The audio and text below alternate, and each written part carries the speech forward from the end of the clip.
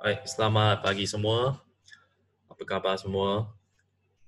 So, saya harap anda masih okey.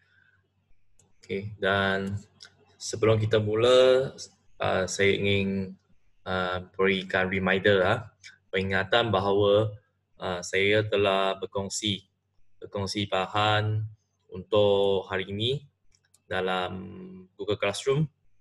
Okay, sebenarnya saya buat agak lambat lah. Okay, saya buat sampai pukul 2 lebih dan baru saya upload bahan-bahan PowerPoint dan latihan. Jadi untuk hari ini banyak sangat video lah, tapi kita tak akan tengok satu persatu. Saya akan terangkan secara ringkas dan anda perlu ambil masa untuk tengok supaya anda faham. Okay, tetapi saya rasa kalau hari ini anda dapat faham sebenarnya apa yang dimaksudkan hukum kegravitian, ya. Okay, so kita mulakan sekarang dengan kita punya kelas. Okay, right. So daripada video tadi kita nampak kan, okay, hukum graviti sebenarnya wujud di antara dua objek.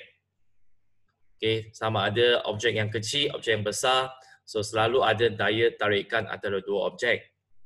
Okay, dan kita tahu bahawa kalau contoh saya dengan laptop, kenapa saya tak rasa saya ditarik oleh laptop ataupun laptop tidak ditarik oleh saya? Okay, sebab daya itu sangat kecil sehingga saya boleh abaikan. Saya boleh senang untuk mengatasi daya tarikan tersebut. Tapi kalau kita tengok jisim yang sangat besar seperti planet, daya tarikan itu sangat besar. Okay. So, daripada DSKP, so hari ini kita akan cuba mencapai 3 hasil pembelajaran.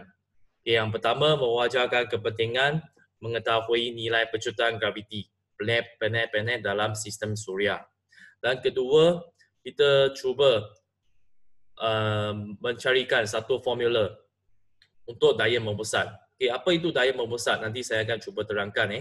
Okay, daya membesar, dia punya formula adalah F sama dengan mv square over R. Okay, so apa itu daya membesar? Nanti kita akan tengok. Dan ketiga, kita akan cuba menggunakan cara untuk menentukan jisim bumi dan juga matahari daripada rumus hukum kegravitian semester Newton dan juga daya membesar.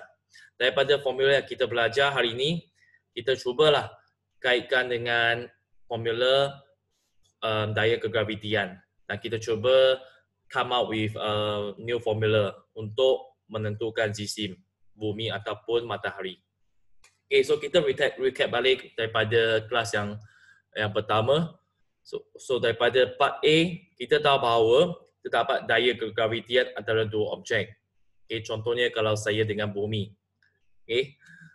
Dan ini bermakna apabila kita jatuh ke bumi, secara teknikal atau technically speaking, okay, kita juga boleh katakan bahawa bumi jatuh ke arah kita. Okay, maksudnya kalau bumi okay, bumi dengan kita, okay, dengan kita. So kita akan jatuh ke arah bumi kan. Tapi pada masa yang sama, kita boleh cakap bahawa bumi akan tertarik ke arah kita. So yang konsep ini kita dah bincang pada kelas yang sebelum ni kan.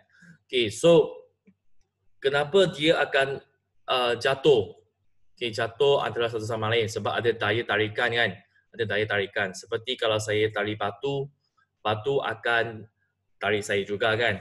So daya tarikan ini adalah saling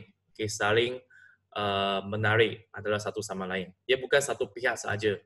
Saya tarik anda, anda pun tarik saya. Dan kenapa bumi dia macam tak bergerak sangat? Sebab apa? Sebab jisim bumi dia sangat besar berbanding dengan jisim manusia. Okay. Jisim bumi terlalu besar sehingga pergerakan bumi tidak begitu obvious berbanding dengan kita. Oleh itu, pecutan bumi ke arah kita adalah sangat kecil berbanding dengan pecutan kita ditarik oleh bumi. Okay. So, formula yang kita dah belajar adalah F sama dengan G M1 M2 bagi A kuasa 2. Di mana M adalah jisim, A adalah jarak di antara dua objek dan G adalah pemala kegravitian. Okey, tak payah hafal, biasanya soalan akan bagi. So semakin besar jisim, semakin besar daya tarikan. Semakin kecil jarak, semakin besar daya tarikan. Okay. So masih ingat tak kalau kita cuba tengok bumi dengan matahari. Kalau kita cuba guna formula untuk kira daya tarikan antara matahari dengan bumi. Dan kita gunakan formula untuk masukkan nilai. Dan kita akan dapat nilai dia sangat besar kan. 3.52 darab 10 kuasa 22 Newton. Okay. So soalan dia daripada kelas yang lepas. So, jika graviti antara bumi dan matahari sangat besar, so adakah bumi dia akan semakin dekat dengan matahari? Maksudnya, adakah bumi dia akan jatuh ke arah matahari? So, contohnya kalau jarak dia adalah lebih kurang 1.5 darab 10 kuasa 8 kan? Dan disebabkan dia akan jatuh kan? So, adakah bumi dia akan bergerak atau pusing semakin dekat, semakin dekat, semakin dekat, semakin dekat. So, hari ini kita akan cuba menjawab soalan ni ya. Okay. Right. So, kita tengok kepada jasad di atas permukaan bumi. So, kita tahu bahawa kalau kita cuba gunakan formula F sama dengan G M1 M2 bagi A kuasa 2, di mana M1 adalah jisim bagi bumi dan M2 adalah jisim bagi seorang manusia. Di atas permukaan bumi dengan jejari 6.37 darab 10 kuasa 6 dan kita akan dapat jawapan lebih kurang 686.94 Newton. Okay. Ini sebenarnya sama seperti kita punya berat. Okay, sama seperti kita punya berat. Kalau kita guna formula yang tradisional, formula yang lama, kita guna W sama dengan mg. Kita akan dapat jawapan M adalah 70 dan G adalah pecutan graviti. Kita akan dapat jawapan 686.7 Newton. Lebih kurang sama dengan daya graviti. So sebenarnya daya graviti ini dia adalah sama dengan berat. So formula yang kita dapat daripada hukum kegravitian semester Newton ini, dia adalah sama dengan formula untuk berat.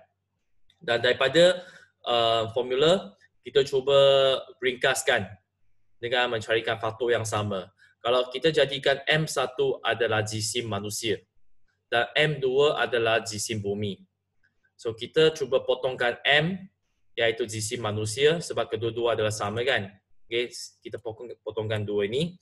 Dan kita akan dapat formula G sama dengan G besar, M besar bagi A kuasa 2. Okay. Di mana M besar adalah jisim bumi. So maksudnya kita boleh tarifkan formula baru untuk pecutan bumi adalah GM bagi A kuasa 2. Okay, ini kita pun dah belajar pada kelas yang lepas kan. Okay, so kalau kita cuba masukkan nilai, G adalah 6.67 darab 10 kuasa -11 dan jisim bumi dan juga jejari bumi, kita akan dapat jawapan 9.81 meter per saat kuasa 2. Okay, ini adalah pecutan bumi. Okay, so dengan cara yang sama, kita boleh cari pecutan planet-planet lain. So di sini kita cuba mengira pecutan graviti bagi setiap planet. Okay, so ini adalah senarai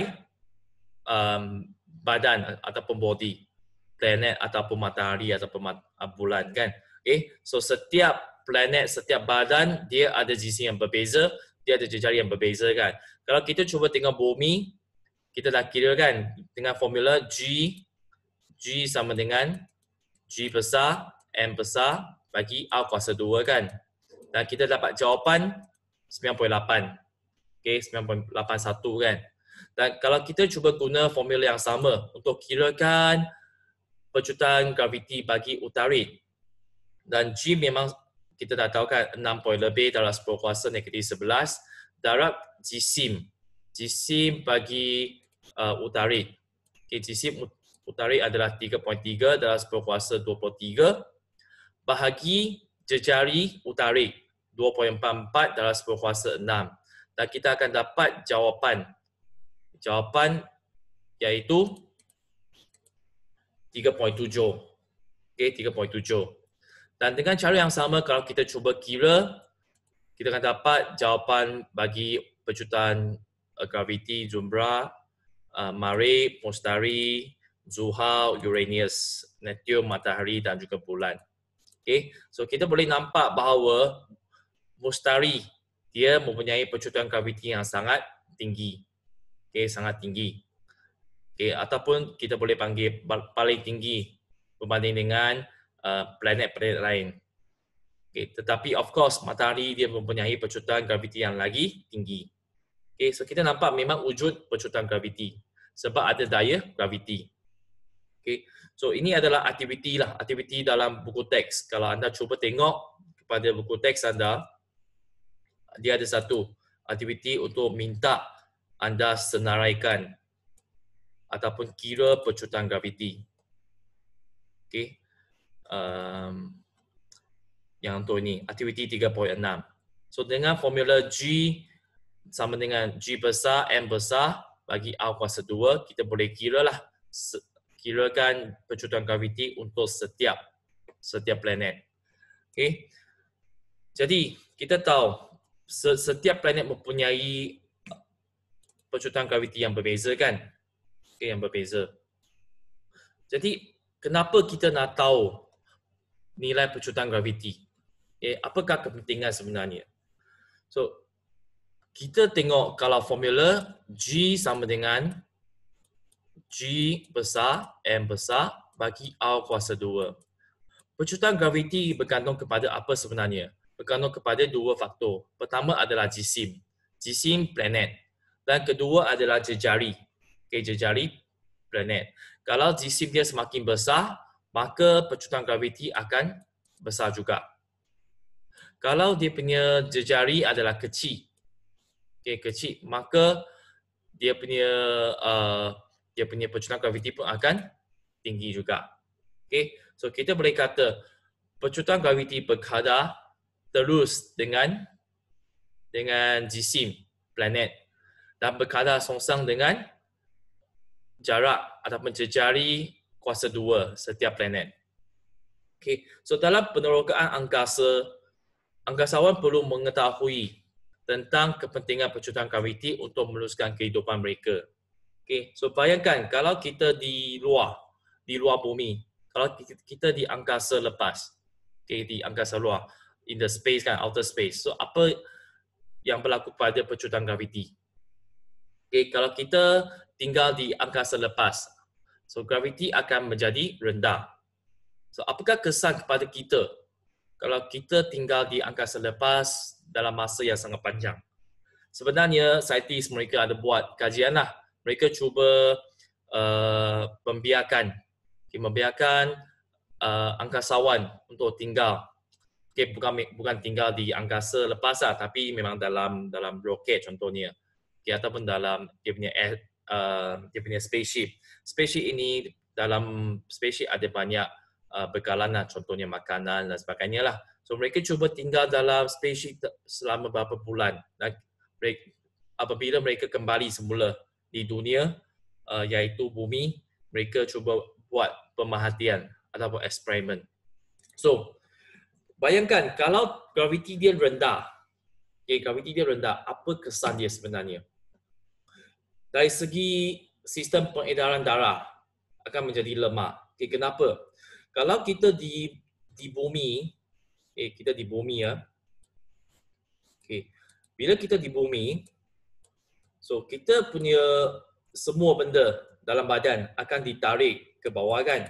Okay, termasuklah kita punya darah, kita punya sel dan sebagainya lah. Semua akan cuba ditarik ke bawah kan? So sebenarnya kalau kita tengok kepada sel darah semua ini ataupun kita punya darah, semua akan terkumpul lebih di bahagian kaki. Okay, di bahagian kaki. Sebab graviti dia tarik kan? So kenapa kita punya darah boleh mengalir ke kita punya otak. Kenapa? Sebab jantung. Okay. Jantung ini dia macam pump. Tujuan dia untuk pump darah kita di seluruh badan kan. So pump ini dia dapat menekan, dia menghasilkan tekanan untuk memberikan darah supaya dapat mengalir daripada bawah ke atas. So bayangkan kalau kita berada di angkasa lepas, bila tak ada graviti, bila tak ada graviti, apa yang berlaku pada darah? Darah mungkin dia akan bergun, statik di bahagian tangan, di bahagian kaki, di bahagian kepala dan sebagainya. So, bila kita tak payah pump darah, so maka jantung kita akan menjadi lemah sebab dia tak payah buat kerja. So, tak payah buat kerja, sistem pengedaran darah akan menjadi semakin lemah. Sebab kita tak payah pump darah ke minda ke tempat lain. Dia akan terus statik dekat sana. Tapi kalau di atas bumi, kita perlu pump. Pump melalui jantung. So nampak tak? Kalau di angkasa lepas, kita akan rasa daripada, kalau technically speaking, jantung akan lebih malas. Sebab dia tak payah buat kerja. Dan sebenarnya, angkasa lepas ini, dia bukan graviti kosong. Dia bukan graviti kosong. Cuma graviti dia sangat-sangat kecil. Dia bukan kosong. Sebab dia masih wujud daya graviti. Cuma sebab jisim kita terlalu kecil, kita tak akan rasa banyak sangat daya graviti. Alright, so ini adalah kesan pertama. Dan kesan kedua, ada sesetengah angkasawan, mereka akan rasa mabuk angkasa. Contoh kalau kita duduk dalam kereta, kita akan mabuk kereta kan? Sebab kita rasa pening. Dan kalau di laut, kita akan mabuk laut kan. So sama juga untuk angkasa. Mereka hilang apa? Hilang mereka punya koordinasi badan. Sebab mereka dah biasakan diri tinggal di dunia. Bila mereka cuba menyesuaikan diri di angkasa lepas, mereka akan hilang koordinasi. Sebab mereka ingat mereka berat, tapi sebenarnya mereka tak berat. Sebab tak ada daya kan. So mereka akan senang untuk terapung. Oleh itu mereka akan senang untuk hilang koordinasi badan mereka dari segi pergerakan. So lama-lama mungkin mereka akan mabuk. Selain itu, daripada segi ketinggian. Ini berdasarkan kajian. Kalau orang yang tinggal di angkasa lepas, bila mereka balik semula ke bumi, mereka akan nampak ketinggian bertambah 2 inci. Kalau 2 inci lebih kurang berapa sebenarnya? 5 cm. Lebih kurang 5 cm. Kenapa dia akan bertambah ketinggian? Kenapa dia akan menjadi lebih tinggi di angkasa lepas? Sebab kalau kita tengok kita punya tulang belakang, kita memang ada berat. So berat akan sebenarnya menyebabkan kita punya tulang belakang dia tekan ke bawah kan. Oleh itu kita punya tulang belakang dia akan bengkok sikit. Tapi kalau kita di angkasa lepas, bila tak ada graviti ataupun graviti dia sangat rendah, kita punya tulang belakang dia akan lebih lurus sikit. Dia akan lebih lurus sikit. Sebab tak ada berat sangat. So dia akan cuba lenturkan dia punya bentuk supaya menjadi lebih tinggi, lebih lurus. Jadi kita akan nampak kita punya ketinggian bertambah. So kalau anda nak lebih besar, lebih tinggi, baik anda pergi hidup ke angkasa lepas. Baik, so sebenarnya ini adalah general kesan lah. Of course ada banyak kesan lain lah. Kalau anda nak tengok lagi, boleh tengok pada video. Video yang saya kongsikan dalam Google Classroom. So boleh tengok pada here's how space kills people with zero gravity ataupun gravity and the human body. Cuba tengok apakah kesan. Kesan-kesan lain contohnya seperti dari segi apa ni, dari segi mereka punya kulit, kulit akan menjadi lebih nipis. Lebih nipis dan lain-lain lah. Anda boleh cuba tengok. So kalau kita tengok buku teks muka surat 87. Dia ada satu aktiviti lah 3.8. Apakah faktor-faktor yang akan menyebabkan pembesaran berubah apabila kesan graviti berubah menjadi rendah ataupun tinggi? Di sini saya cuba bincangkan sedikit lah. So bila kita punya kesan graviti rendah, graviti rendah, kita akan lebih senang untuk terapungkan. Sebab berat dia akan jadi kurang. So dari segi perubahan ketupatan, kita akan mengalami ketupatan yang lebih kurang. Kita akan mempunyai ketupatan yang lebih kurang sikit. Tapi kalau kesan graviti dia sangat tinggi, kita punya ketupatan akan lebih tinggi. Dia akan lebih tinggi. Jangan keliru daya yang ubah sahaja, bukan jisim. Jisim masih sama. Cuma daya ataupun berat dia akan menjadi kurang atau lebih. Dari segi kerapuhan tulang. Kerapuhan tulang. So apa yang berlaku bila kita di angkasa lepas? Bila di angkasa lepas, kita tak payah banyak masa. Tak payah banyak masa untuk sokong badan kita. Sebab kalau kita ditarik oleh bumi, kita punya tulang untuk menyokong kita punya berat badan. So kalau di bumi, kita perlu tulang yang kuat untuk menyokong kita punya berat badan. So kita punya tulang akan menjadi kuat. Tetapi kalau kita di angkasa lepas, kesan graviti dia rendah, kita tak payah sangat banyak masa untuk menyokong berat. Sebab berat tak menjadi kurang kan. So kerapuhan tulang akan menjadi semakin tinggi. Maksudnya dia tulang akan semakin rapuh dan mudah patah. So orang angkasawan ini, kalau mereka dah tinggal di angkasa lepas, bila mereka kembali ke bumi, apa yang berlaku adalah bila mereka jatuh. Jatuh dengan biasa saja, mereka mungkin akan mudah patah tulang. Tapi kalau di kesan graviti yang sangat tinggi, kita perlukan tulang yang lebih kuat. Lebih kuat supaya kita dapat sokong berat badan kita. Sebab berat badan dah menjadi besar kan, menjadi tinggi. So kita punya tulang akan menjadi kuat. Sebab dia cuba biasakan diri supaya tulang kita mempunyai keupayaan untuk menanggung berat badan kita. Dari segi saiz jantung, seperti yang saya sebut tadi, kalau di graviti yang rendah, kita tak perlu jantung untuk mengepam darah. So dia akan menjadi semakin lemah dan juga kecil. Kalau kesan graviti dia sangat tinggi, kita perlu pump darah dengan lebih banyak, dengan lebih payah.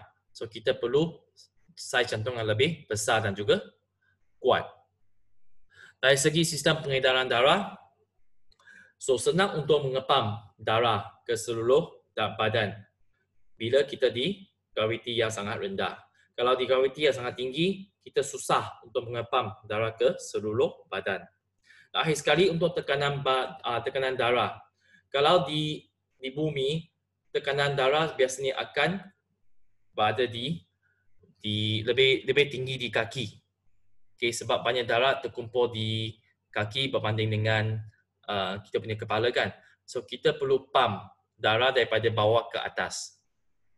So kalau graviti dia rendah, kita nampak tekanan darah akan lebih tinggi di kita punya otak ataupun kepala berbanding dengan kaki. So tinggi pada kepala, rendah pada kaki. Tapi kalau kesan graviti dia sangat tinggi, kebanyakan darah dia terkumpul di bawah, so kita akan nampak tekanan darah lebih tinggi pada kaki dan rendah pada kepala. So ini adalah kesan graviti terhadap tumbesaran manusia. Sedikit pengetahuan lah tentang kesan graviti. So 1.4 kita dah selesai ya.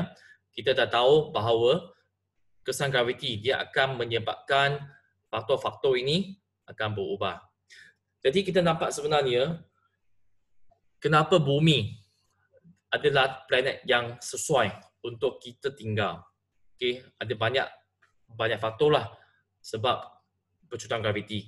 Okay, kita dah biasa dengan percutan graviti dan cara untuk badan kita operasi memang dah sesuai dan adaptasi dengan keadaan dalam bumi.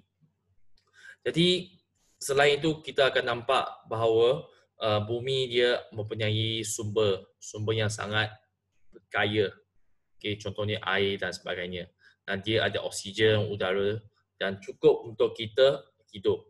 Okay, so that's why bumi sebenarnya dia sesuai untuk kita hidup. Walaupun saintis mereka tengah kaji, adakah planet-planet lain sesuai untuk kita hidup kalau bumi musnah pada satu hari nanti. Tapi setakat ini masih tak ada jawapan lah. Okay.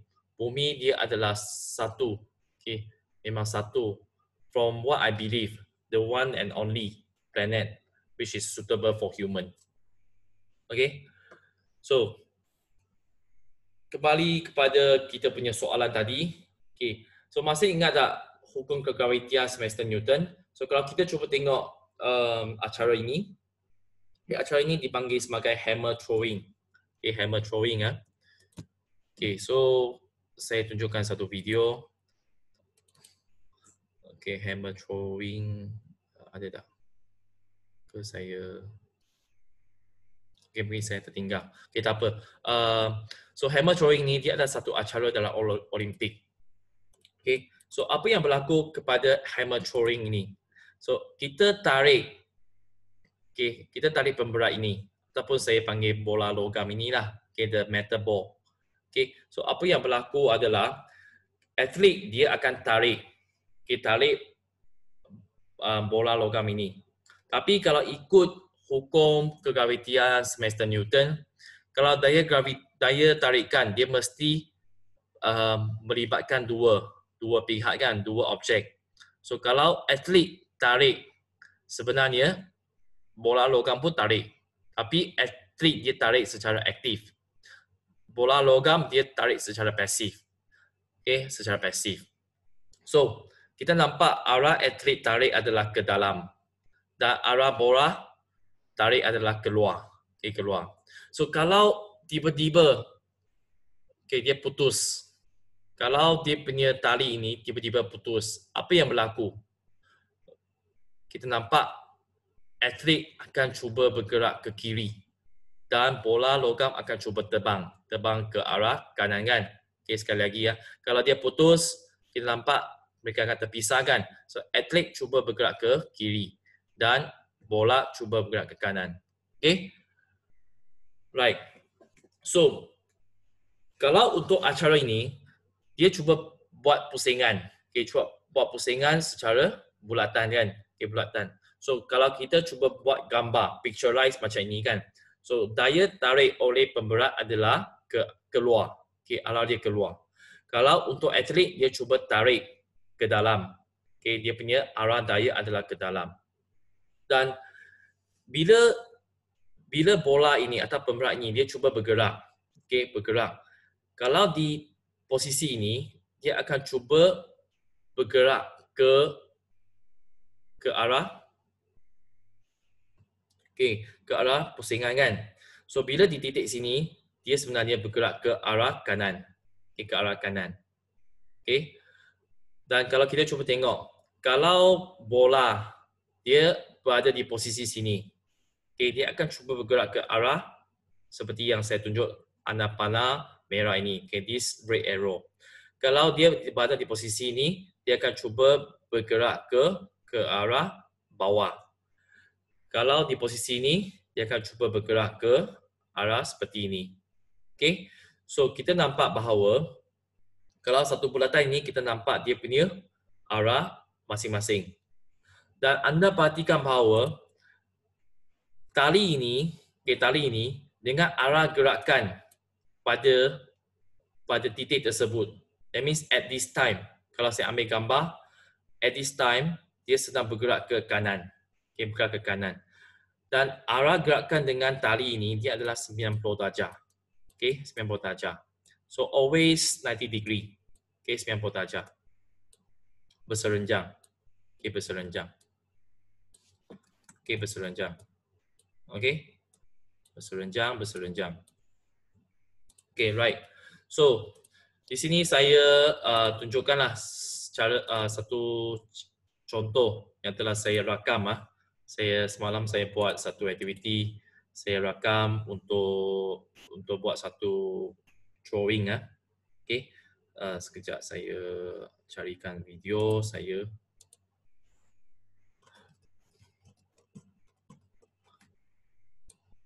Okay, so dekat.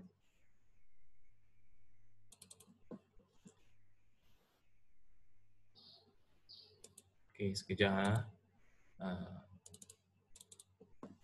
Okay, so kita nampak, juga cuba tengok kepada ini ya.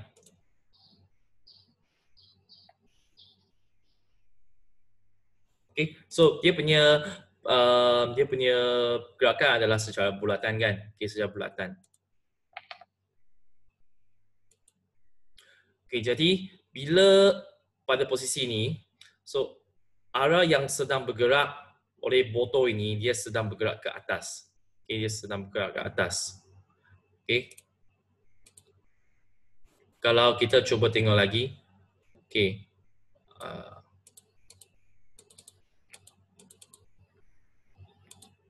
Okay, kalau dekat sini, dia cuba bergerak ke bawah kan. So, kita nampak kalau kita cuba tangkap gambar pada setiap saat, okay, kita akan nampak dia punya pergerakan, okay, adalah ke atas, and then slowly ke kiri, and then ke bawah, and then ke kanan.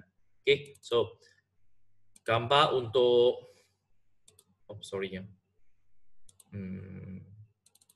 so ini adalah satu contoh lah gambar untuk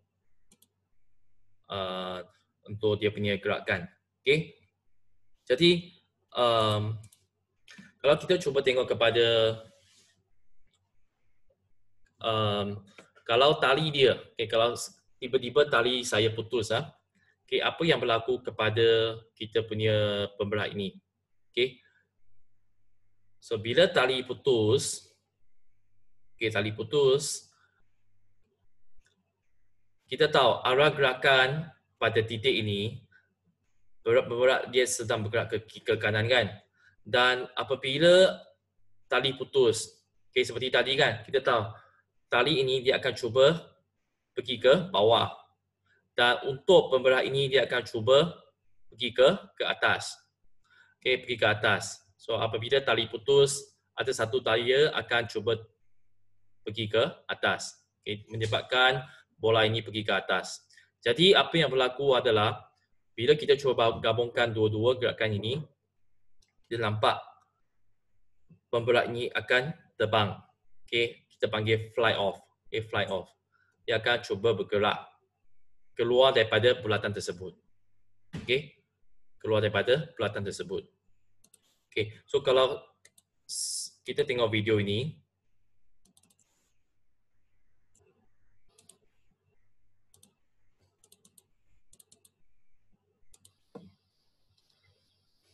okay, so kalau tiba-tiba saya lepas, okay, tiba-tiba saya lepas, dia akan terbang. Dia tak akan kekal dalam gerakan yang bulat.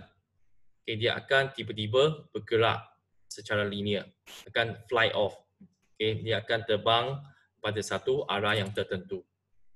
Okay, satu arah yang tertentu. Okay, so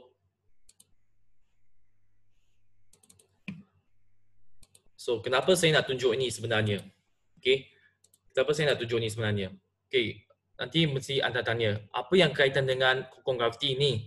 Okay, so tolong sabar, nanti saya akan terangkan. Okay, jadi apa yang berlaku kepada tali ini sebenarnya? Kita ada satu daya. Okay, daya ini dia memastikan kita punya pemberat selalu bergerak dalam arah putaran. Okay, in a circular motion. Okay, dalam gerakan bulatan. Jadi daya ini dia adalah daya pemusat ataupun daya sentripetal. Okay, daya tarikan saya ini dia adalah daya memusat.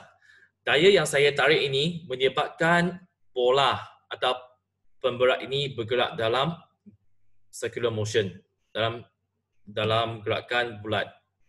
Okay, tetapi kenapa bila kita punya tali dah putus, tali dah putus, kenapa kita nampak ada satu daya yang menyebabkan kita punya bola terbang ke arah yang lain. Daya ini dipanggil daya emparan ataupun centrifugal. Saya akan lebih fokus pada daya memusat. Daya emparan ini tak ada dalam silibus. Ini saya cuma nak terangkan. Dia memang wujud. Dia adalah satu daya yang pasif. Pasif. Dan ini adalah satu daya yang aktif. Daya pemusat ini adalah satu daya tarikan oleh tangan saya. Dan kenapa bola ini, sebenarnya bola ini, dia kalau ada daya, dia mesti pergi ke arah saya kan. Kenapa dia masih kekal dalam bulatan? Kenapa dia tak akan bergerak ke arah saya? Sedangkan kita nampak ada daya tarikan. Kenapa dia tak ada gerakan bola ke arah saya? Sebab ada satu daya pasif dipanggil daya centrifugal ataupun daya emparan. So daya emparan ini dia satu daya tindak balas yang memastikan bola akan sentiasa bergerak dalam bulatan. Dia adalah daya pasif. Daya pasif. Jadi bila kita tengok kepada contoh tadi kan, kalau dah putus, kalau kita ada pemberat kan. Kalau dah putus, so kita akan pergi ke arah kiri dan bola ini akan cuba bergerak ke arah kanan. Kan? Ke arah kanan. Sebab ada wujud daya. Ada daya emparan ini. Let me give you a very simple example. So kita tengok kepada gambar ini, daya centripetal atau daya memusat ini dia adalah ke arah dalam. Ke arah dalam. Dan daya untuk tindak balas, kita panggil daya centrifugal. Dia adalah ke arah opposite, arah pertentangan. So jika ada daya mesti ada pecutan kan. So kalau laju bulatan adalah seragam, kenapa ada pecutan? Faham tak? Kalau saya cuba pusingkan bola ini dengan tali ini dengan laju yang seragam, kenapa masih wujud pecutan? Sedangkan saya guna daya kan? Saya guna daya untuk memastikan saya punya bola ini dia bergerak dalam bulatan. So manakah arah pecutan sebenarnya? So anda kena ingat. Pecutan dia punya formula adalah A sama dengan V tolak U bagi T. Di mana V ini sebenarnya adalah hal laju. Walaupun laju dia sama, contohnya mungkin dia punya laju adalah 20 meter per saat. So saya kekal dia punya laju 20 meter per saat. Tetapi dia punya arah gerakan selalu berubah. Nampak tak? Kalau dekat titik ini, dia sedang bergerak ke kanan. Kalau dekat titik ini, dia sedang bergerak ke serong. Jadi dia punya arah selalu berubah.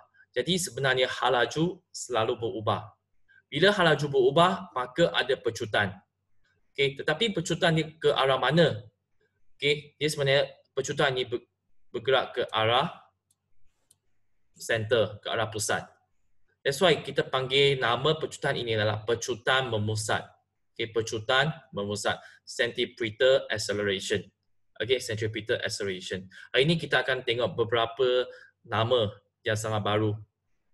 So kalau anda tak berapa faham 100% hari ini, anda mungkin perlu baca lagi. Sebab topik ini dia agak susah. Dia perlu banyak pembacaan, banyak ulang balik supaya anda faham. Dan di sini saya tak nak terang banyak sangat kenapa dia punya pecutan adalah ke arah pusat. ke center. Okay, so kalau anda belajar form 6, sebenarnya kita tahu, contohnya ini adalah U, ini adalah V kan. Okay, so arah U adalah ke kanan, arah V adalah ke arah lebih kurang south east lah, okay, south east. So V tolak U ini, kita tak boleh terus guna nilai untuk tolak saja 20 tolak 20, tak boleh. Dia ada satu cara kita panggil raja vektor. Okay, raja vektor. Raja vektor ini maksudnya, sedangkan kita ada arah yang berbeza, kita tak boleh hanya 20 tolak 20, tak boleh. Okay, kita kena guna raja vektor untuk mencarikan di manakah arah perubahan hal laju. Okay, so saya cuba terangkan secara ringkas lah. So V, kalau kita tengok V ini, dia adalah arah macam ini. Dan U, dia punya arah adalah macam ini. Okay, macam ini kan. So kalau daripada segi raja vektor, okay, raja vektor kalau pelajar form 5 dah pernah belajar. Okay, so V tolak U maksudnya, kalau kita mula dengan V, okay, tolak U. Tolak U maksudnya, kita positif adalah ke kanan kan. So negatif adalah ke kiri. Okay, ke kiri. So tolak U sama dengan V, tolak U sama dengan V tambah negatif U. Okay, V tambah negatif U. So vektor ini kita cuba tambahkan dengan vektor ini. Okay, negatif U. Nah, akhir sekali kita dapat jawapan daripada titik awal ke titik akhir. Okay, kita cuba sambungkan. So arah untuk perubahan hal laju adalah ke arah pusat. Okay, seperti gambar ini.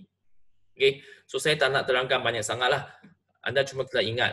Okay, so pecutan ini adalah pecutan memusat yang selalu tunjuk ke kita punya center.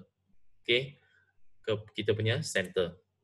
Jadi hal laju selalu berubah. So ingat hal laju mempunyai arah sentiasa berubah walaupun nilai dia sama. So pecutan yang sentiasa menuju ke arah pusat dikenali sebagai pecutan memusat ataupun centripetal acceleration. Okay, so satu lagi contoh. Kalau kita cuba bergerak dalam roundabout, okay, cuba dalam roundabout. So bulatan ini ya. Okay, kalau kita cuba tengok keadaan kita apabila kereta bergerak dalam arah bulatan. Okay, so apa yang berlaku adalah bila kita cuba belok. Bila kita cuba belok, kita nampak kita punya badan akan lebih ke arah mana? Ke kiri kan? Kalau kita cuba belok ke kanan, kita punya badan lebih ke kiri kan? Kenapa kita akan pergi ke kiri? Okay, sebab ada satu daya memusat, okay, yang memastikan kita akan bergerak ke dalam bulatan. Okay, ada satu daya memusat akan memastikan kita bergerak dalam bulatan. Tapi bila ada daya ke dalam, untuk memastikan, okay, daya dia balance kan. Kalau tak nanti kita akan selalu bergerak macam ini. Okay, bergerak macam ini. Kita akan semakin hampir ke pusat. So untuk memastikan kita selalu kekal dalam bulatan, so mesti ada satu daya luar supaya kita akan selalu kekal dalam bulatan yang sama. Kalau tak, kalau bayangkan, kalau kita hanya ada daya ke dalam, lama kelamaan kita punya bulatan akan semakin macam ini. Okay, kita akan tertarik macam ini. So untuk memastikan kita punya bulatan adalah selalu sama, saiz dia sama, kita mesti ada satu daya luar. Dan daya luar ini sebenarnya adalah daya tindak balas. Okay, dia adalah daya tindak balas. Dia adalah pasif. That's why bila kita cuba belok kanan, kita punya badan akan cuba pergi ke kiri. Kita akan rasa kita punya badan pergi ke kiri. Okay, itu adalah daya tindak balas. Okay, daya tindak balas. Seperti kalau kita berada di atas bumi, berat kita pergi ke bawah. Betul? Okay, berat pergi ke bawah. Kalau macam tu, kita akan selalu tertarik ke bawah kan? Maka kita punya kaki akan terjunam ke bawah. Faham tak? Nanti lama kelamaan kita akan di bawah tanah. Tapi kenapa kita masih boleh kekal di atas bumi? Sebab ada daya pasif. Daya pasif ini kita panggil sebagai daya tindak balas, iaitu daya normal. Di mana bila kita sentuh pada lantai, ada satu daya pasif, daya tindak balas yang menyokong berat kita supaya kita boleh kekal berada di atas tanah. Itu adalah daya tindak balas. Okey. So ini sebenarnya berdasarkan kepada hukum Newton ketiga. Okey, hukum Newton ketiga. Okey. So satu lagi contoh. Okey, contoh terakhir. So kalau kita cuba ambil satu baudi dan kita cuba buat pusingan. So apa yang berlaku sebenarnya? Dan saya juga buat satu video. Okey, saya buat satu video untuk saya buat satu video untuk yang ini ya. Okey, so cuba nampak kita ada air ya. Air dalam baudi ya, tak tipu ah. Okey. So adakah air akan keluar daripada baudi? So bila di posisi atas kita nampak air dia tidak keluar. Air dia tidak keluar kan? Okey. Dan saya dapat menghasilkan satu bulatan. Okey, bulatan. Dan kalau saya menggunakan cara macam ini ya.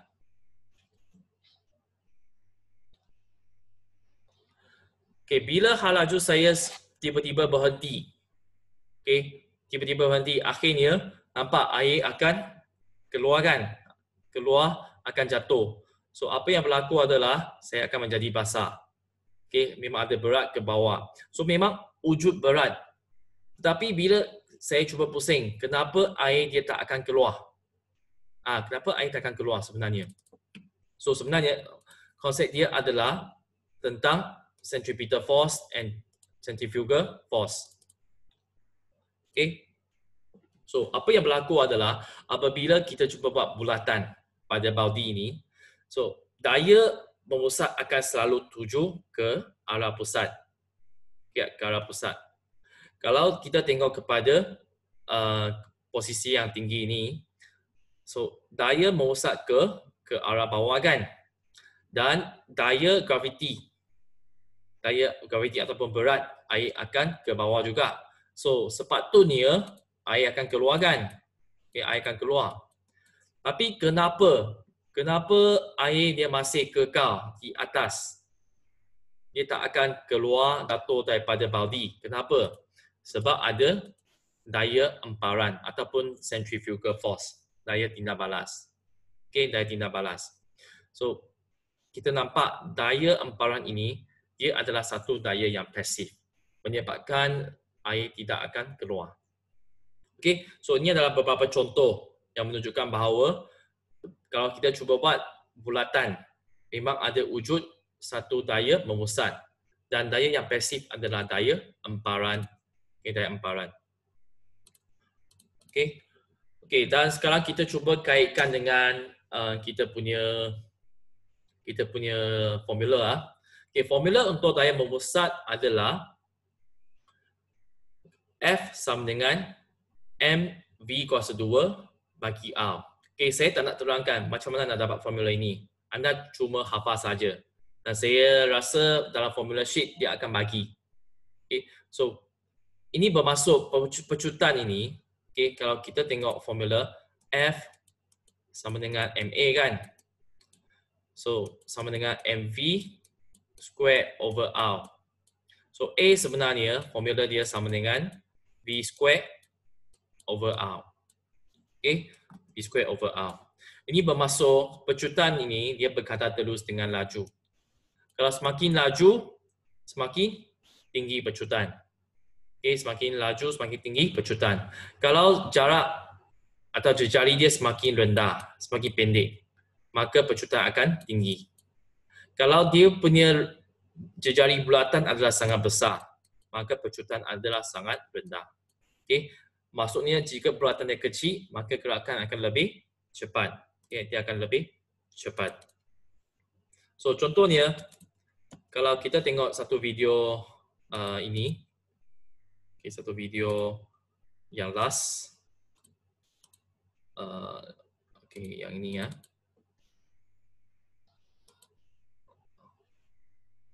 Okey,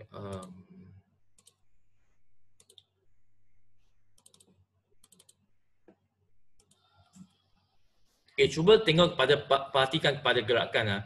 Kalau bulatannya besar, macam mana dengan dia punya halaju. Okay. Dan kalau dia bulatannya kecil, macam mana dia punya halaju. Okay, so kita nampak kalau dia punya bulatannya kecil, dia punya halaju dia tinggi kan. Okay, kalau bulatannya besar, dia halaju akan menjadi slow kan. So ini bermaksudnya kalau pecutan akan bertambah apabila jejari dia akan kurang. Kalau pecutan, kalau dia punya jejari dia besar, bulatannya besar, pecutan akan menjadi kecil. Okey, akan menjadi kecil. Satu lagi, kalau kita guna bulu tangkis.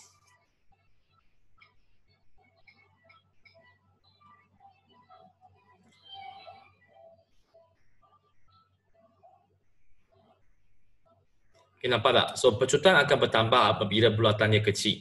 Pecutan akan berkurang apabila bulatan dia besar. Okay? So, ini adalah hubungan antara pecutan dengan radius ataupun jejari. Okay. So, memang ada daya memusat. Okay, sekarang kita nak selesaikan soalan kita. Okay, iaitu, jika daya graviti antara bumi dan matahari sangat besar, adakah bumi akan semakin dekat dengan matahari? Okay. Kita cuba jawab soalan ni ya. Okey, kita cuba jawab soalan ni. Okey, sebenarnya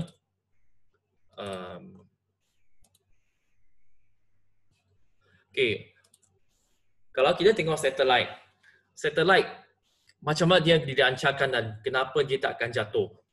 Okey, so satelit ini biasa dibawa oleh roket dan dia akan dirancangkan ke angkasa lepas. So bila roket dah sampai ke angkasa lepas, apa yang berlaku adalah satelit akan terpisah dengan roket. So semasa mereka dilancarkan, mereka ada halaju kan. So mereka ada halaju. Bila dah terpisah, satelit masih ada halaju. Okay, dia masih ada halaju awal. Dia masih bergerak. Dan anda ingat, kalau angkasa lepas dia tak ada daya rintangan. Dia tak ada daya rintangan, tak ada daya geseran. So maksudnya kita punya satelit dia akan sambung bergerak selama-lamanya. Okay? Dia akan bergerak selama-lamanya. Kalau ikut hukum Newton pertama. Sebab tak ada daya kan. So, walau bagaimanapun, terdapat daya kegravitian yang cuba menarik ke arah pusat. So, bayangkan sebenarnya, kalau bumi dengan satelit, okay, dia diikat. Okay, dia ikat dengan satu tali yang kita tak nampak. Okay, so, apa yang berlaku adalah, bumi dia tarik satelit kan, dia tarik satelit. So, apa yang berlaku adalah satelit ini dia ditarik oleh bumi dan sementara itu dia sedang bergerak. Okay, bergerak ke arah linear. Okay, contohnya ke atas kan. So dia dengan campuran daripada daya memusat dan juga gerakan secara linear. So dia akan cuba memastikan bahawa dia tak akan terus terbang, fly off macam ini. Okay, sambil graviti tarik daripada bumi sambil dia bergerak. Oleh itu, dia akan menghasilkan satu gerakan bulatan. Okay, so sebenarnya daya graviti ini dia akan menyebabkan satelit bergerak dalam orbit bulat dan dikenali sebagai daya memusat. Okay, that means daya graviti akan menghasilkan daya memusat yang menyebabkan satelit akan selalu bergerak ke dalam bulatan. Walaupun kita tahu dia memang bergerak kan, tapi dia masih bergerak ke dalam bulatan. Okay, so that's why untuk planet-planet lain sama juga. Kalau untuk bulan, dia tak akan statik pada satu tempat. Dia sebenarnya sambil ditarik oleh bumi, dia juga bergerak. Okay, bumi juga, bulan juga bergerak. Okay, dia berputar. So dia berputar sambil ditarik oleh bumi. So dia akan memastikan campuran kedua-dua vektor ini. Kedua-dua arah gerakan ini menyebabkan dia bergerak ke dalam bulatan. okey, ke dalam bulatan. That's why dia tak akan jatuh ke arah bumi. Dia tak akan jatuh ke arah bumi. Okay, so there's one animation I would like you to see. Okay, for this one.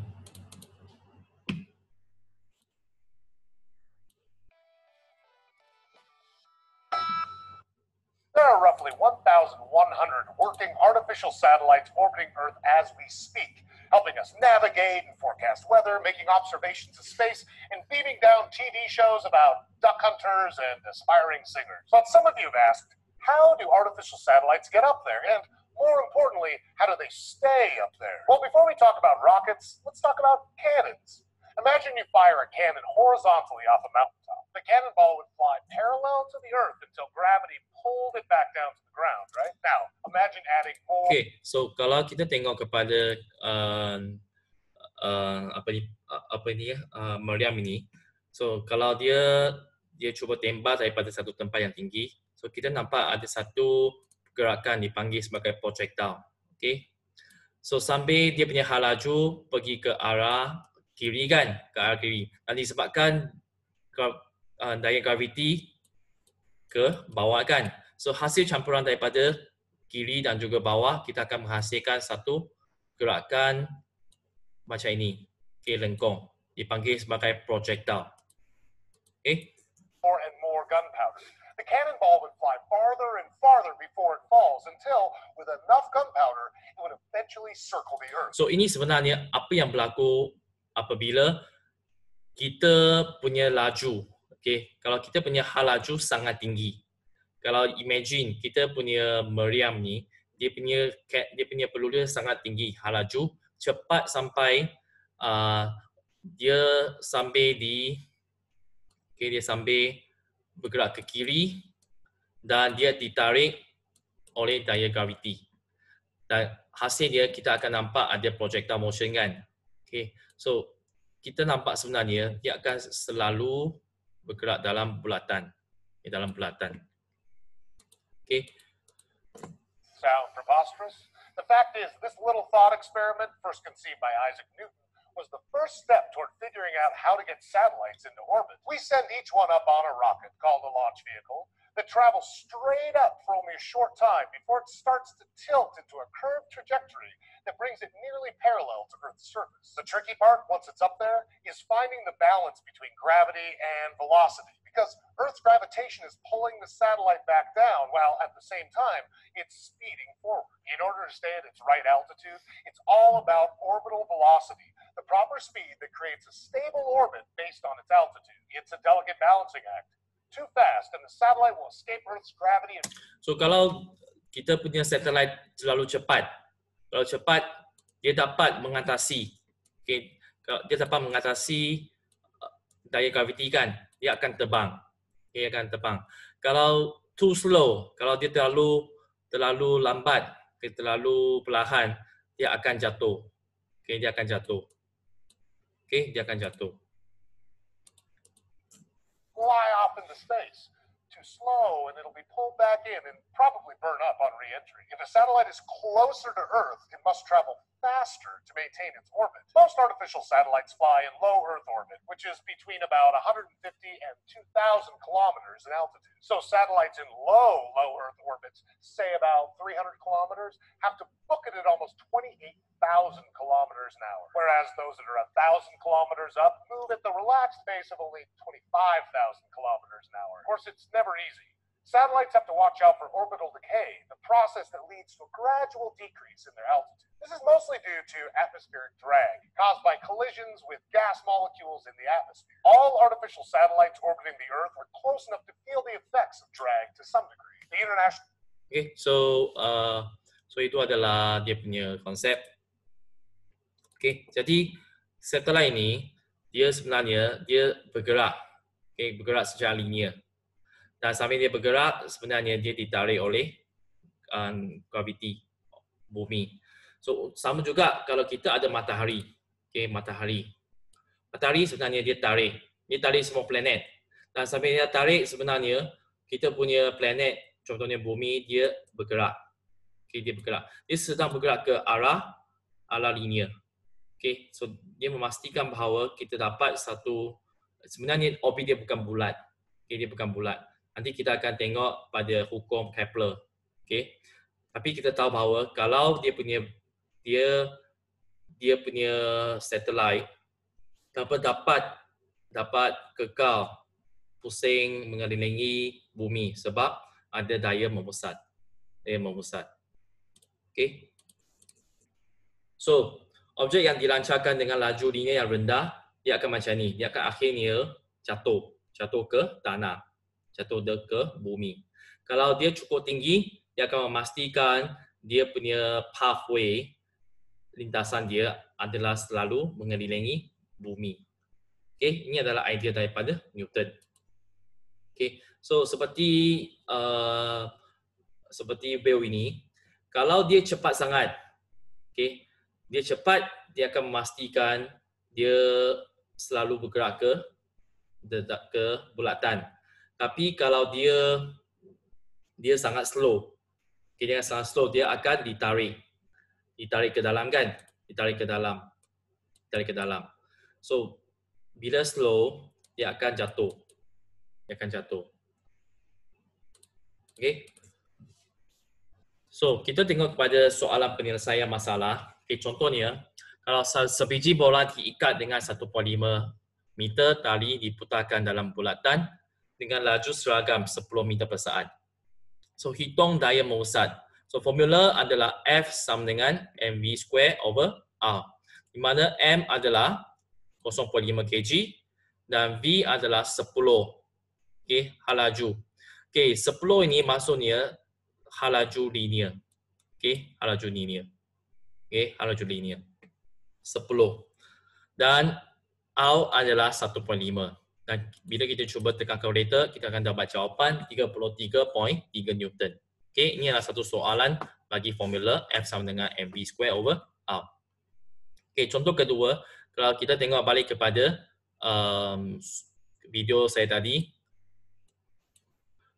So, kalau saya memegang baudi berisi air berjisim 1 kg dan saya cuba membuat gerakan bulatan dengan laju 20 meter per saat. Jika panjang tangan saya adalah 90 cm. Okay. So, panjang jejari sebenarnya, kalau ini adalah pusat. So, jejari saya. Okay. Tangan saya. So, hitung pecutan membesar dan daya membesar. Okay. So, pecutan membesar A sama dengan V square over R. Okay. Dan F sama dengan MA. Okay, MA. So, A sama dengan V kuasa 2. V adalah 20 kuasa 2 bagi 0.9. Dapat jawapan. Okay, sangat cepat. Dan kita cuba kirakan daya F sama dengan MA. So, jisim adalah 1 dalam 44.4 dapat 444.4 Newton. Okay. Untuk soalan 3, kalau seorang budak lelaki dengan jisim 25 kg bermain merry-go-round dengan jejari 5 meter, berapakah daya membesar jika laju purata adalah 6 meter per saat? Okay, sama juga kita masukkan nombor dalam formula, kita dapat jawapan. Okay, so daya ini dia selalu point ke dalam pusat ya. Okay, point ke dalam pusat. Dan untuk satelit, okay, kalau kita tengok satelit, kalau satelit ini, jika daya membesar yang menarik satelit berjisim 5,000 kg berada di 3 km di atas permukaan bumi, berjejari 6.37 dalam 10⁻³ km adalah 49,000 Newton. So, hitung hal laju satelit. So, formula F sama dengan mv square over R kan. So, V square, kita cuba susun semula formula. V square sama dengan F darab R bagi M. So, F adalah, kita masukkan nilai R. Okay, untuk R sini, jangan lupa kita kena tambahkan jejari bumi dan juga jarak daripada permukaan bumi ke satelit. Dan M adalah jisim satelit. Dan akhir sekali kita dapat jawapan lebih kurang 7.9 darab 10⁻³ meter per saat. Maksudnya satu saat dia bergerak lebih kurang 8,000 meter, 8 km. Okay. So ini adalah contoh-contoh berkaitan dengan formula F sama dengan mv² over R. Okey, dan sebenarnya ada satu aktiviti. Okay, aktiviti yang boleh membuat simulasi tentang bagaimana satelit ataupun bagaimana bulan mengelilingi bumi. Okay, so dia guna cara kita ada satu pemberat. Okay, pemberat. Bila ada pemberat, maksudnya dia ada daya graviti. Okay, dia ada daya graviti kan. So, bila ada daya graviti ini, so tali ini ditarik oleh pemberat slot ini. Okay, iaitu daya tarikan kan. So, daya tarikan ini menyebabkan kita punya penyumbat getah dapat pusing dengan bulatan. Okey, pusing dengan bulatan. Jadi kalau kita cuba follow instruction ini dan kita akan buat dalam sekolah lah nanti. Okey, so apa yang kita cuba buat adalah berat sini sebenarnya dia adalah daya tarikan. Daya tarikan ini dia akan menghasilkan daya membesar. Okey, daya membesar. Dan daya membesar akan menyebabkan penyumbat getah ini bergerak dalam bulatan. So, bila kita cuba buat secara manual, kita cuba timbang berapa berat, kira dia punya daya graviti, dan kita cuba kira formula FC sama dengan mv² over R kan. Okay. Kalau kita ukur dia punya jejari dekat sini berapa. Okay. Contohnya 0.5 meter kan. So kita cuba kira hal laju dia. Hal laju untuk penyumbat getah ini. Kalau kita cuba tengok bulat ini, kalau satu pusingan kita panggil tempo. Masa untuk satu pusingan kita panggil tempo kan. Dan kalau untuk jarak bagi satu pusingan kita tengok dia adalah lilitan, circumference. So kita tahu formula V sama dengan S bagi T kan. S ini sebenarnya adalah 2 pi J. Sebab dia adalah lilitan satu bulat kan. So 2 pi J bahagi T. Mana T adalah masa untuk satu ayunan. Jadi apa yang kita boleh buat adalah kalau contoh kita buat 20 putaran. Kita cuba pusing 20 putaran dan kita ambil masa. Dan kita carikan masa untuk satu putaran. Dan kita cuba kira berapa hal laju dia. And then kita dapat nilai untuk daya membesar. Akhir sekali kita cuba bandingkan berat dengan nilai daya membesar. Dan kita nampak sebenarnya lebih kurang sama. So ini aktiviti sebenarnya dia membuktikan bahawa daya graviti dia menghasilkan daya membesar yang menyebabkan penyumbat getah ini dia dapat bergerak dalam bulatan. Okay. So, for more information nanti kita akan buat aktiviti dalam sekolah. Okay, ini adalah senarai yang perlu kita buat untuk pengiraan. Okay. Dan dalam Google Classroom ada satu video lah. Okay, ada satu eksperimen. Anda boleh cuba tengok untuk faham. Okay, so kita dah selesai 3.1.5. Okay, iaitu F sama dengan mv² over R. So sekarang anda tahu kenapa bumi tak akan jatuh ke arah matahari. Okay, sebenarnya dia mungkin akan dekat. Okay, dia mungkin akan dekat. Okay, tetapi dia sangat lama. Okay, kita dapat abaikan bahawa sebab dia sebenarnya orbit ini dia bukan bulatan. So sebenarnya dia akan semakin dekat. Tapi tak tahu berapa tahun lagi. Okay, banyak-banyak tahun kemudian dia akan semakin dekat. Okay. Nanti kita akan tengoklah konsep black hole dan sebagainya pada tahap yang lebih tinggi lah untuk universiti. Okay. Tapi sebenarnya secara umum planet-planet satelit dia tak akan jatuh sebab daya membesar. Daya membesar menyebabkan semua planet dia bergerak dalam bulatan. Okay. Dan kenapa ada daya membesar? Sebab ada daya graviti. Okay. So ini adalah rumusan daripada tadi. Okay. Dan sekarang kita tengok kepada akhir sekali, bagaimanakah kita menentukan jisim planet dan matahari. Okay. So kita telah belajar memang ada wujud daya membesar. Dan daya membesar disebabkan oleh daya graviti. So nilai bagi kedua-dua daya adalah sama. Dan sekarang kita cuba tengok kalau bagi bulan yang mengelilingi bumi, kalau anda boleh tengok muka surat 93, 94. Okay, satu aktiviti sana. So jisim bumi kita letak M besar, jisim bulan kita letak M kecil. So jejari orbit bulan sebenarnya dia adalah jarak di antara bumi dengan bulan. Dan T adalah tempoh, masa untuk satu putaran. Dan V adalah laju linear bulan. Okay, so kita cuba samakan formula daya graviti dan juga daya membesar. Dan saya tulis FG. FG adalah daya graviti. Dan daya membesar saya tulis FC, centripetal force. So, formula tuliskan Gm1m2 bagi R kuasa 2 sama dengan mv square over R. So, di sini kita jadikan M1 sebagai jisim bulan. Okay, M. M2 adalah jisim bumi, M besar. So, Gm M besar bagi R kuasa 2 sama dengan mv square over R. Kita potongkan M sebab kita nampak jisim bulan berada di dua-dua persamaan. Okey. Dan seterusnya kita sambung, kita akan nampak formula ini kan. Okey, yang ini kan. So masa untuk satu keliling dikenali sebagai tempoh. Okey, T. So lilitan bagi bulatan adalah bulatan 2 pi r kan atau 2 pi j. Okey, di sini saya tulis 2 pi r lah. So V sama dengan S bagi T kan. Okey, sesaran bagi masa kan. So sesaran ini adalah 2 pi r bagi masa untuk satu putaran. So 2 pi r bagi T. Dan sekarang kita cuba gunakan formula ini, masukkan ke dalam formula yang tadi.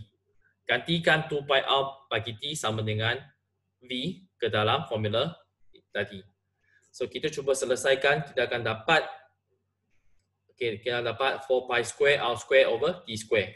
Dan kita cuba ringkaskan, tujuan kita untuk mencari jisim. Okay, jisim kan, jisim bumi. So formula, akhir sekali kalau kita cuba potong, kita dapat formula M sama dengan 4 pi square R cube bagi G T square. Ini bermaksud kalau kita dapat information berapa jejari bulatan dan juga berapa masa untuk satu pusingan, maka kita boleh cari jisim untuk sesuatu planet. So contohnya, kalau kita tengok kepada bumi, okay, bumi dia punya dia kalau satu pusingan, dia punya pusingan bulan mengelilingi bumi adalah 2.36 dalam 10^6 saat. Dan jejari orbit bulan adalah 3.83 dalam 10^8 meter. Kita masukkan nilai-nilai ini, dia akan dapat jawapan untuk jisim bumi adalah 5.97 dalam 10^24 kg. Okey, so cara ini, formula ini adalah ditarifkan, okey, diterbitkan daripada formula Fg sama dengan Fc. Okey, Fg sama dengan Fc. Kita akan dapat formula ini. Okay, ini adalah hasil pembelajaran terakhir. Kalau kita cuba tengok bumi yang mengelilingi matahari, so 1 tahun untuk bumi mengelilingi matahari kan. So 1 tahun adalah berapa saat? Kita kena darab lah. Okay. 1 tahun 365 hari. 1 hari 24 jam. 1 jam 60 minit. 1 minit 60 saat. Okay, so kita masukkanlah berapa masa dia dalam saat. Okay, dan jejari adalah 1.5 dalam 10^11. Dan kita masukkan nilai dapat jawapan jisim matahari adalah 1.989 dalam 10^30 kg. Okey, anda kena tahu, kita tak akan mungkin pergi timbang berapa bumi, berapa jisim bumi, berapa jisim mari dan sebagainya. Semua ini adalah berdasarkan pengiraan formula. Okay. Kita dapat jisim bumi, jisim matahari semua ini sebab kita menggunakan formula. Okay, so scientist mereka menggunakan konsep untuk keluarkan formula, dan dengan formula mereka cuba menganggarkan jisim bagi setiap planet dan juga matahari. Okay, so itu sahaja untuk topik ini. Okay, saya tahu agak susah sikit, agak baru sikit, sebab banyak beza sangat berbanding dengan bab 2. Okay, bab 2 nampak dia senang, tapi bab 3 ini nampak dia susah sikit sebab perlu banyak imagination. Okay, so I suggest anda kena rajin, okay, untuk tengok video-video ini supaya anda lebih faham apa yang berlaku sebenarnya. Okay, kalau saya sediakan bahan ini pun saya ambil banyak masa untuk fikir macam mana saya nak ajar supaya anda boleh faham. Okay, dan saya juga ada latihan 3.1b. Okay, 3.1b dan anda boleh cuba buat. Okay, saya boleh demokan satu soalan. Memandang kita ada masa sikit. Okay, so saya cuba demo satu soalan ya. Okay, satu soalan. So, Zulkifli memutarkan sebiji batu berjisim 150 gram dengan seutas tali yang panjangnya 1.2 meter. Jika laju perputaran ialah 5 meter per saat, berapakah daya tegang dalam tali yang menghasilkan daya membesar ini? Okay, so daya tegang maksudnya daya yang ditarik oleh saya menggunakan tali. Okay, daya yang ditarik oleh saya menggunakan tali. Okay, so kalau untuk bumi dengan satelit memang tak ada tali lah. Mereka ada daya graviti. Okay, daya graviti. So untuk daya membesar formula dia adalah Fc. Okay, Fc sama dengan mv square bagi R. Di mana M adalah 0.15 darab V adalah 5 kuasa 2 bahagi 1.2. Dan kita dapat jawapan berapa Newton. Okey, berapa Newton. Okey, so kalau kita nak kira daya membesar, formula mv square bagi R.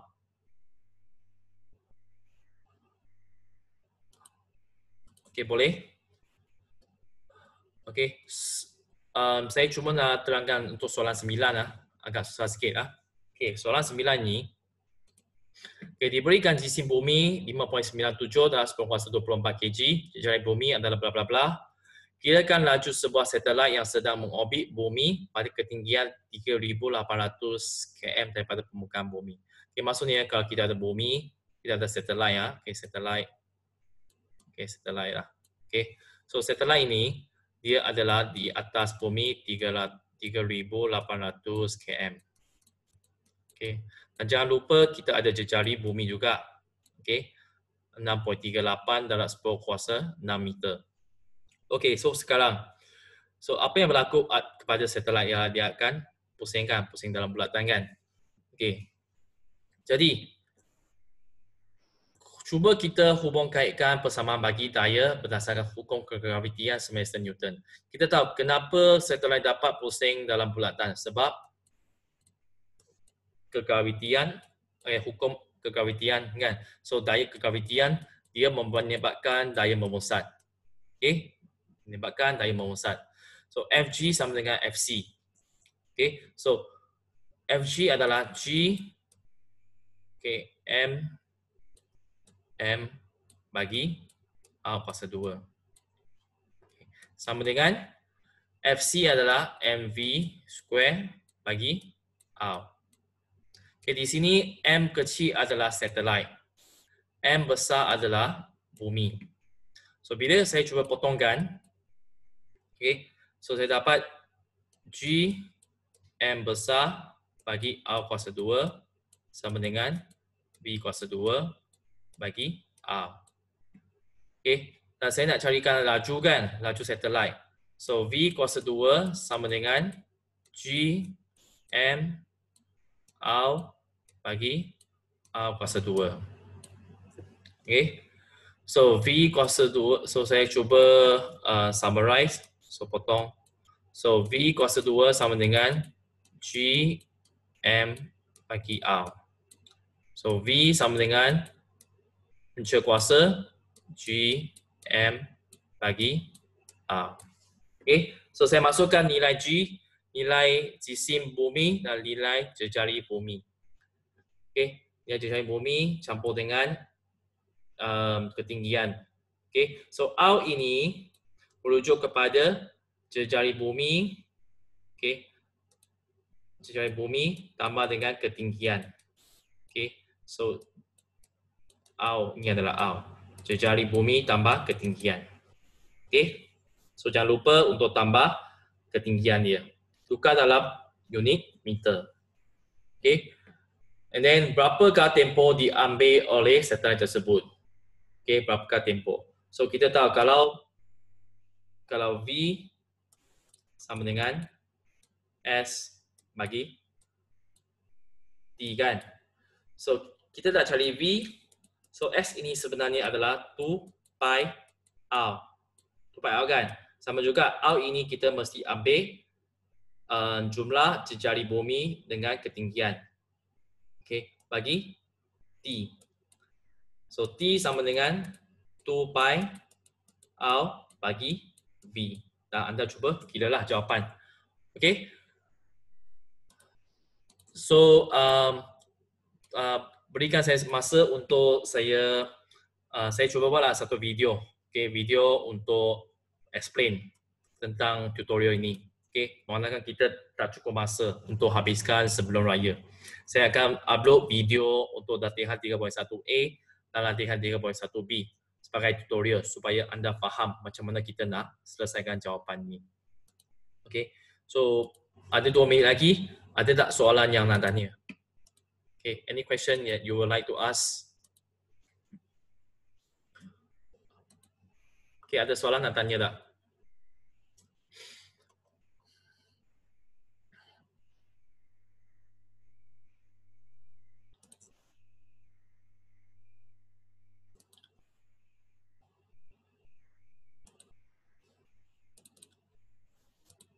Okay, ada soalan nak tanya tak?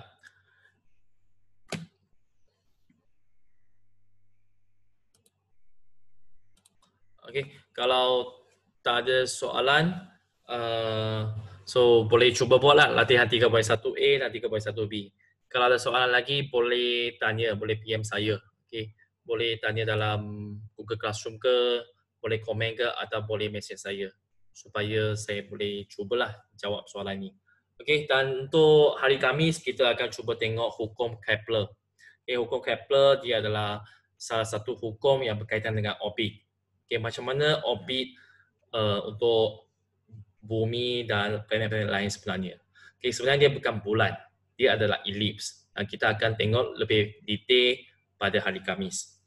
Okay, itu sahaja daripada hari ini dan kita jumpa pada hari esok untuk ulang kaji topik daya. Okay, 2.6 daya. Okay, right, see you. Goodbye.